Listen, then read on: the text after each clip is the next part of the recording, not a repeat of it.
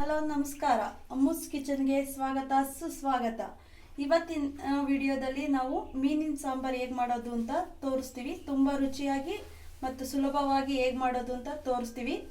ಅದಕ್ಕೆ ಬೇಕಾಗುವ ಪದಾರ್ಥಗಳು: 1.5 kg ಮೀನು ಚೆನ್ನಾಗಿ 2-3 ಸಲ ಅರಿಶಿನ ಪುಡಿ ಹಾಕೊಂಡು ವಾಶ್ ಮಾಡ್ಕೋಬೇಕು.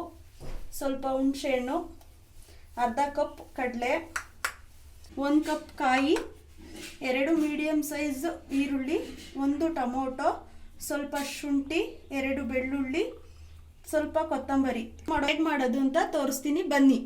ಮೊದಲನೆಯಾಗಿ ಒಂದು ಮಿಕ್ಸಿ ಜಾರ್ ತಗೊಂಡು ಸ್ವಲ್ಪ ಬೆಳ್ಳುಳ್ಳಿ, ಶುಂಠಿ, ಈರುಳ್ಳಿ, ಕೊತ್ತಂಬರಿ ಹಾಕೊಂಡು ರುಬ್ಕೋಬೇಕು. ಒಂದು ಪಾತ್ರೆ ಇಟ್ಟು ಅದಕ್ಕೆ ಸ್ವಲ್ಪ ಎಣ್ಣೆ ಹಾಕೋಬೇಕು. ಎಣ್ಣೆ ಸ್ವಲ್ಪ ಕಾಯಬೇಕು. ಎಣ್ಣೆ ಕಾದಿದೆ. ನಾವು ಯೂಸ್ ಮಾಡೋದು ಕೊಬ್ಬರಿ ಎಣ್ಣೆ. ನೀವು ಯಾವ್ಯಾವ ಎಣ್ಣೆ ಯೂಸ್ ಮಾಡ್ತೀರಾ ಆ ಎಣ್ಣೆ ಹಾಕ್ಕೊಳ್ಳಿ. ಎಣ್ಣೆ ಕಾದಾದ್ಮೇಲೆ ನಾವು ರುಬ್ಕೊಂಡಿರೋಂಥ ಮಸಾಲ ಹಾಕೋಣ. ಅರ್ಧ ಸ್ಪೂನ್ ಉಪ್ಪು ಹಾಕೊಳ್ಳೋಣ. ಹಾಕ್ಕೊಂಡು ಹಸಿ ಸ್ಮೆಲ್ ಹೋಗೋವರೆಗೂ ಬೇಯಿಸ್ಕೋಬೇಕು. ಇದು ಬೇಯೋ ಅಷ್ಟರೊಳಗಡೆ ಇನ್ನೊಂದು ಖಾರ ರೆಡಿ ಮಾಡ್ಕೊಳ್ಳೋಣ. 1 ಕಪ್ ತುರಿದಿರೋ ತೆಂಗಿನಕಾಯಿ ಹಾಕೋಬೇಕು. 1 ಕಪ್ ಕಡಲೆ, 1 ಟೊಮೊಟೊ. ಸಾರಿ ಫ್ರೆಂಡ್ಸ್, ಆಗಲೇ ಖಾರ ಪೌಡ್ರನ್ನ ತೋರ್ಸೋದು ಮರ್ತ್ಬಿಟ್ಟಿದೆ. 3 ಸ್ಪೂನ್ ಖಾರ ಪುಡಿ ಹಾಕೋಬೇಕು. ಇದಕ್ಕೇನೆ ಹಾಕೊಂಡು ಮತ್ತೊಮ್ಮೆ ರುಬ್ಕೋಬೇಕು. ಈ ರೀತಿ ರುಬ್ಕೋಬೇಕು.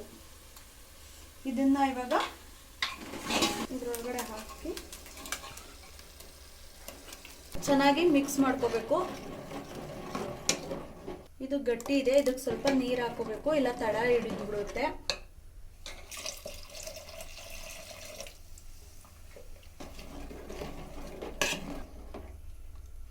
ಈ ಖಾರನ ಚೆನ್ನಾಗಿ ಬೇಯಿಸ್ಕೋಬೇಕು. ಕುದಿ ಬರೋವರೆಗೆ ಬೇಯಿಸ್ಕೋಬೇಕು.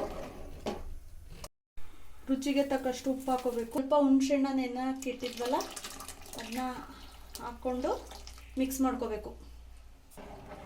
ಚೆನ್ನಾಗಿ ಮಿಕ್ಸ್ ಮಾಡಿಕೊಂಡು ಇದು ಚೆನ್ನಾಗಿ ಕುದಿ ಬರೋವರೆಗೆ ಬೇಯಿಸ್ಕೋಬೇಕು. ಎಲ್ಲ ಚೆನ್ನಾಗಿ ಹಿಡಿದಿದೆ. ಇದಕ್ಕೆ ಮೀನು ಹಾಕೊಳ್ಳೋಣ.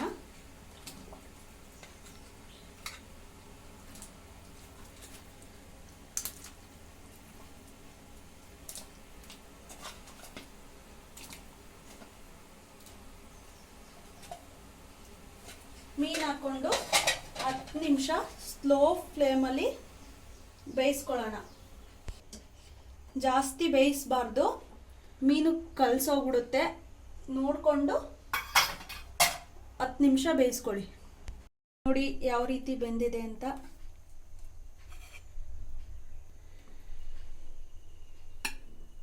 ಬಿಸಿ ಬಿಸಿ ರಾಗಿ ಮುದ್ದೆ ಜೊತೆ ಮೀನಿನ ಸಾಂಬಾರು ಊಟ ಮಾಡ್ತಿದ್ರೆ ಸಖತ್ತಾಗಿರುತ್ತೆ ಫ್ರೆಂಡ್ಸ್. ನೀವು ಮನೇಲಿ ಮಾಡೋಕ್ಕೆ ಟ್ರೈ ಮಾಡಿ.